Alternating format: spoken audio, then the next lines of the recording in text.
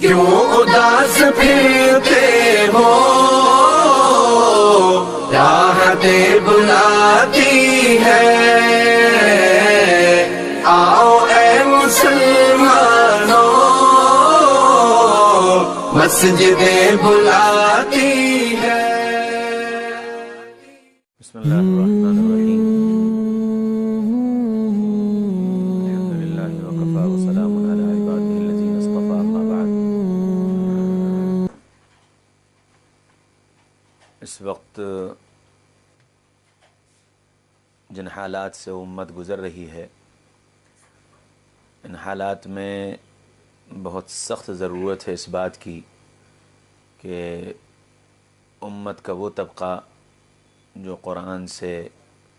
اور سیدنا محمد رسول اللہ صلی اللہ علیہ وسلم کی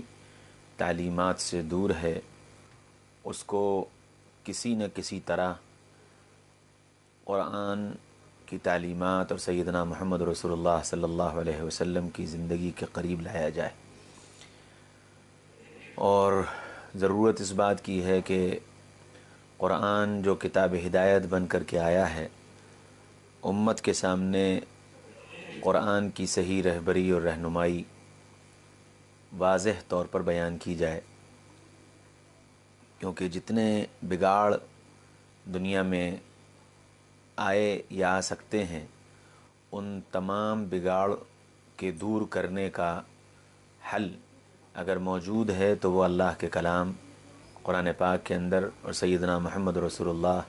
صلی اللہ علیہ وسلم کی سیرت مبارکہ کے اندر موجود ہے۔ اس وقت جو سب سے بڑا مسئلہ ہے وہ یہ کہ قرآن کو ہم نے برکت کی کتاب یا دعاؤں کی کتاب سمجھ لیا ہے، جس کی وجہ سے ہم قرآن کو برکت حاصل کرنے کے لیے یا دعاؤں کے لیے پڑھتے بھی ہیں اور اس کا ورد بھی کرتے ہیں۔ قرآن کو اپنے لیے ایک آئیڈیل بک نہیں سمجھتے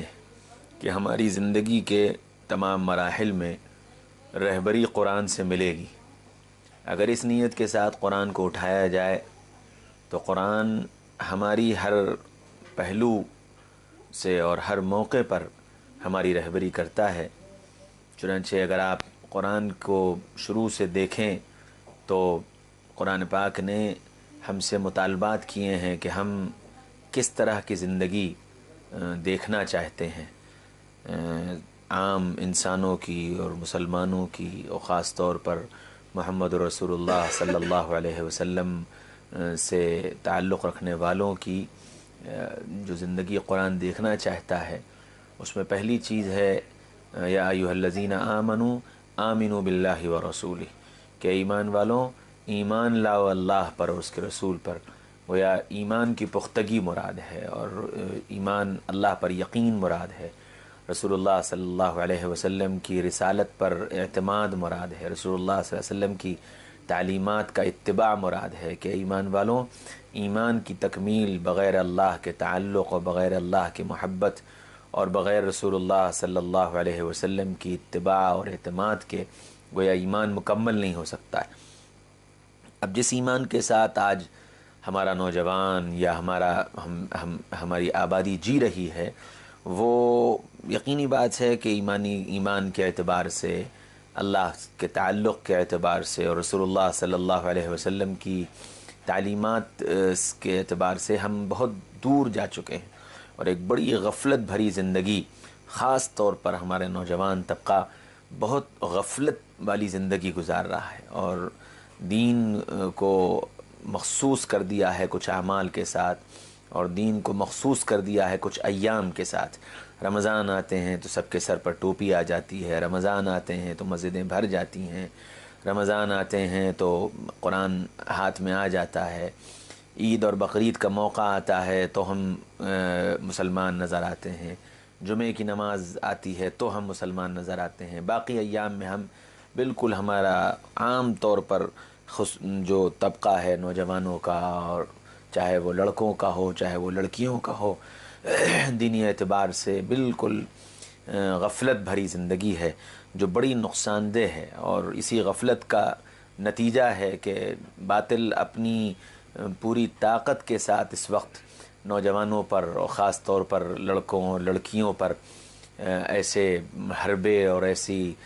چیزیں استعمال کرتا ہے کہ جس کے ذریعے سے یہ آپ یا تو منتشر ہوں یا اسلام سے دور ہوں یا اسلامی تعلیمات ان کو دقیانوسی تعلیمات لگنے لگیں اور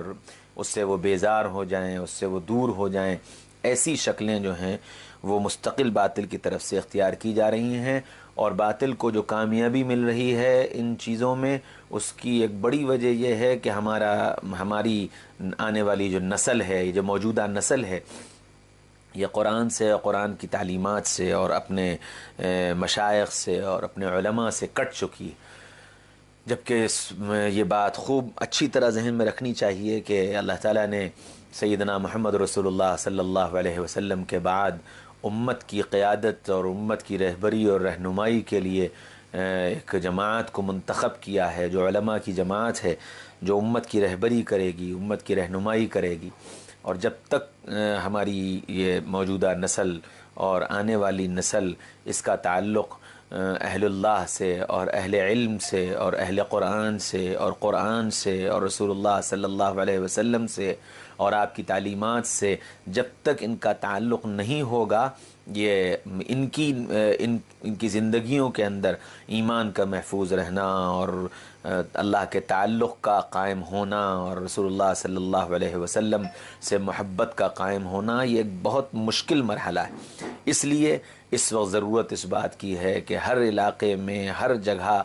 ایسی کوششیں کی جائیں اور ایسی فکر کی جائے کہ ہمارا نوجوان طبقہ قرآن سے جڑے اور محمد صلی اللہ علیہ وسلم کی سیرت سے جڑے، آپ کی تعلیمات سے جڑے، اور اپنے مسائل کا حل قرآن میں تلاش کرے، اپنے مسائل کا حل سیرت میں تلاش کرے۔ اللہ کا فضل ہے کہ محمد رسول اللہ صلی اللہ علیہ وسلم کی جو سیرت ہے، اس سیرت کو علماء کرام نے، صحابہ کرام نے اور ائمہ اعظام نے اس سیرت کو مکمل طور سے محفوظ کر دیا ہے، اور محمد رسول اللہ صلی اللہ علیہ وسلم کے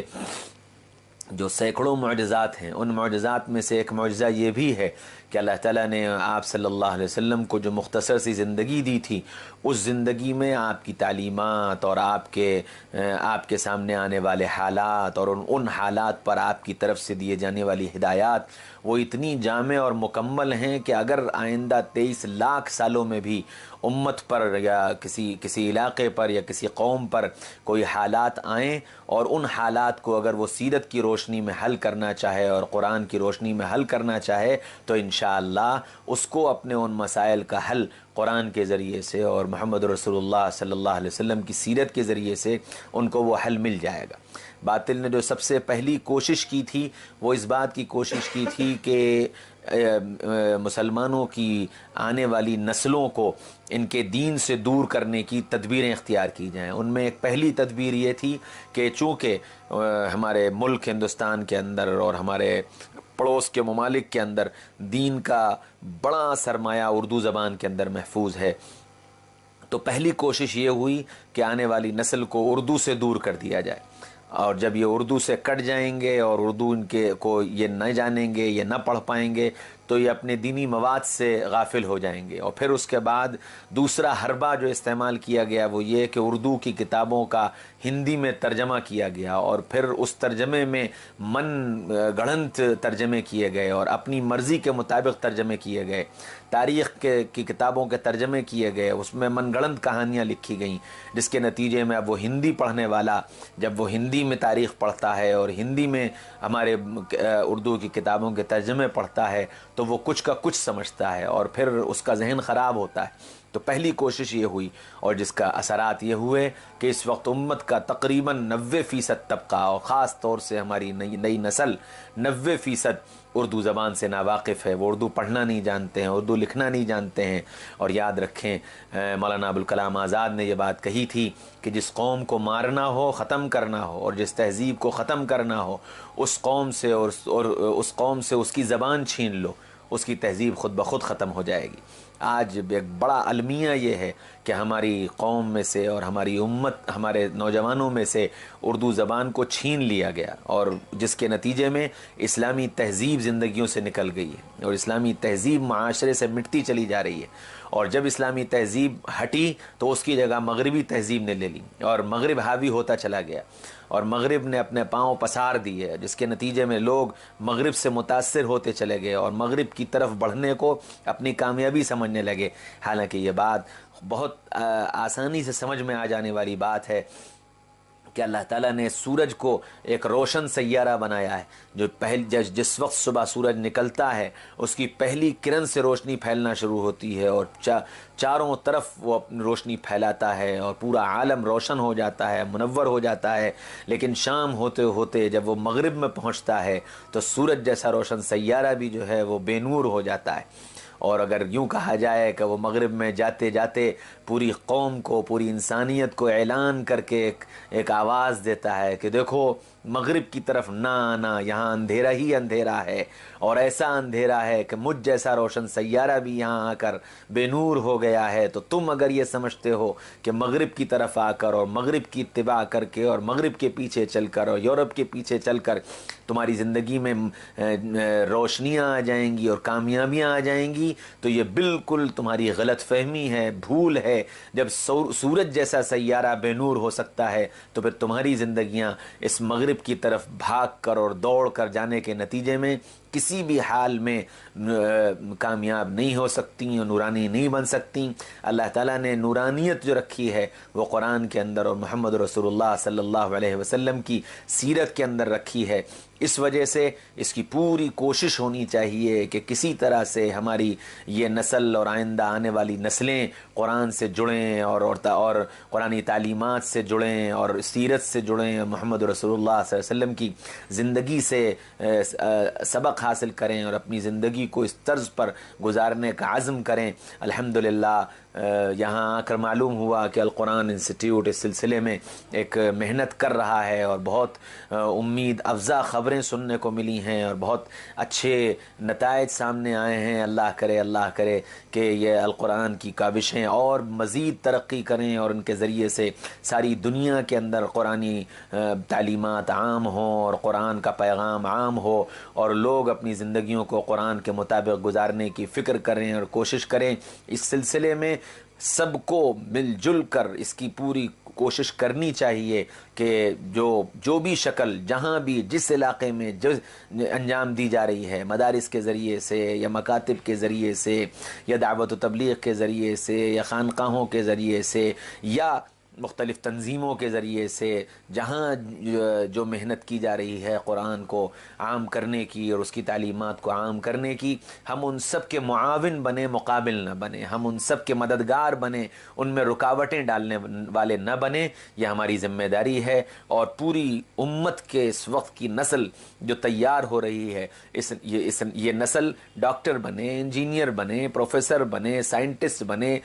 سب کچھ بنے، بالکل شوق سے بنے، لیکن سب کچھ کے ساتھ یہ قرآن کی جاننے والی بنے، یہ قرآن پر عمل کرنے والی بنے، یہ محمد رسول اللہ صلی اللہ علیہ وسلم کی سیرت کو سمجھنے والی بنے، قرآن کی محمد رسول اللہ صلی اللہ علیہ وسلم کی تعلیمات کو اپنی زندگی میں لانے والی اور امت تک اللہ اور اس کے رسول کے اس پیغام کو پہنچانے والی بنے۔ یہ امت کے ہر فرد کی ذمہ داری ہے۔ محمد رسول اللہ صلی اللہ علیہ وسلم نے عرفات کے میدان میں یہ ذمہ داری امت کے ہر فرد پر ڈالی ہے، بلغوا عنی ولو آیہ کہہ کر، کہ ایک بات بھی اگر تم جانتے ہو تو اس کو پہنچانا یہ تمہاری ذمہ داری ہے۔ تو اس فکر کے ساتھ ہر نوجوان اور ہر فرد جو اللہ اور اس کے رسول سے تعلق رکھتا ہے اپنے کو قرآن سے جوڑے اور قرآن کے اس پیغام کو عام کرنے کی کوشش کرے۔ اللہ مجھے بھی توفیق نصیب فرمائے اور آپ سب کو بھی توفیق نصیب فرمائے۔ وآخر دعوانا ان الحمد للہ رب العالمین۔